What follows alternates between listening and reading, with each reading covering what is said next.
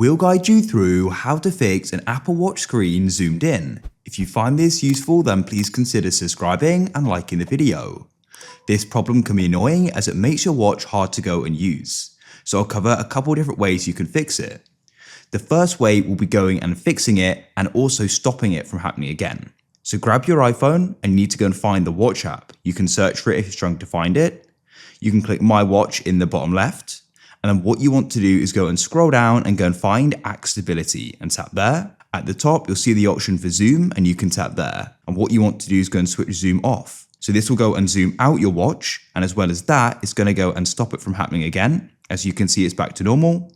Alternatively, if I switch it back on and your watch is zoomed in, what you can do is just grab two fingers and double tap the screen and that'll zoom it out.